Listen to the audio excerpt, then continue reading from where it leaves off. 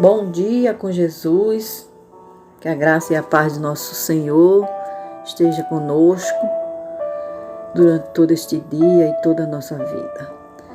Deuteronômio capítulo 34, versos de 1 a 8. Vamos refletir nesse texto que fala sobre o momento da morte de Moisés. O momento em que o Senhor recolheu Moisés para si. Diz assim a palavra do Senhor. Então subiu Moisés das campinas de Moabe, no monte Nebo, ao cume de Pisga, que está defronte de Jericó. E o Senhor mostrou-lhe toda a terra, desde Gileade até Dan, e todo o Naftali e a terra de Efraim e Manassés, toda a terra de Judá até ao mar, e o sul e a campina do vale de Jericó, a cidade das palmeiras até Zoar.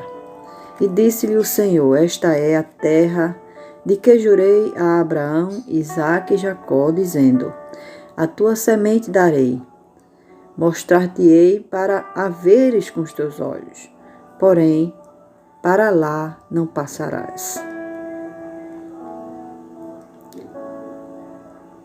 Assim morreu ali Moisés, servo do Senhor, na terra de Moabe, conforme ao dito do Senhor. E o sepultou num vale, na terra de Moabe, defronte de Bet-peor, e ninguém tem sabido até hoje a sua sepultura. Era Moisés, da idade de 120 anos, quando morreu. Os seus olhos nunca se escureceram, nem perdeu o seu vigor. E os filhos de Israel prantearam a Moisés 30 dias nas campinas de Moabe. E os dias do pranto do luto de Moisés se cumpriram. Amém. Vamos refletir, então, acerca desta narrativa aqui sobre a morte de Moisés, sobre a promessa que às vezes o Senhor nos faz e às vezes é mal compreendida pelas pessoas. Por isso temos que atentar para como foi feita a promessa. Aqui nós vemos claramente que o Senhor promete a Abraão, Isaque e Jacó, dizendo: a tua semente a darei, verso 4.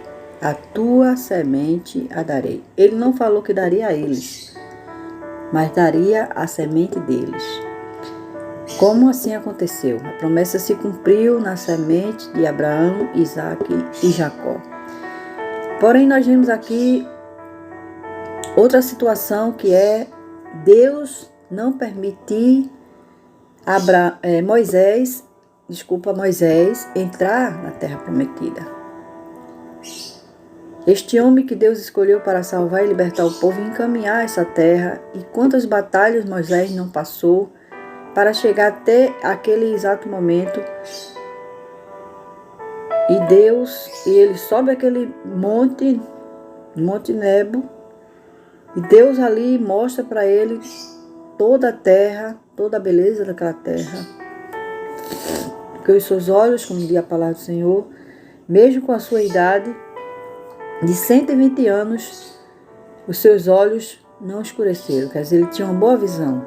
Por isso que ele pôde contemplar. Veja como é detalhista a palavra do Senhor. Porque 120 anos para contemplar a certa distância de que Deus estava mostrando a ele a terra de Canaã, a terra prometida, e ele pôde contemplar aquela terra. E o Senhor fala para ele que lhe mostraria a terra, que os olhos deles veria a terra. Isso também está no verso 4, no final do verso 4. Porém, para lá não passarás. Veja, irmão, se a gente for olhar com os nossos olhos humanos e ver e avaliar, é bem difícil compreender o porquê Deus não permitiu Moisés entrar. Há muitos que dizem que foi por causa da desobediência, no momento em que Moisés não falou aquela rocha, mas bateu na rocha. Mas aqui o Senhor está dizendo para ele que ele vai ver, mas não vai entrar nela. Veja como é difícil. Moisés, que foi tirado ali, né, do palácio do faraó, estava lá muito bem confortável. Claro que no seu coração ele já não se sentia bem, porque ele, sendo judeu, ele estava ali convivendo com um povo idólatra, com um povo que não tinha o Senhor como seu Deus. E acontece toda aquela situação que Deus faz chamado para Moisés. E Moisés, inclusive, né, ele resiste a esse chamado de início. Ele lança as suas dificuldades, mas Deus providencia tudo e ele vai. E ao momento que ele vai, irmãos, ele realmente toma aquela missão que Deus colocou para ele e ele faz da melhor maneira para agradar a Deus. Tanto que ele só se movia, só agia quando o Senhor falava, quando o Senhor lhe dava as orientações como ele deveria fazer. Não era a vontade dele, sempre a vontade de Deus. Então, a gente vê que Moisés, sendo um homem obediente à vontade do Senhor, mesmo assim o Senhor não permitiu ele entrar nessa terra. Então, muitas vezes a gente não compreende a vontade de Deus na nossa vida e o questionamos, mas com essa lição vamos aprender a aceitar aquilo que Deus tem para nós.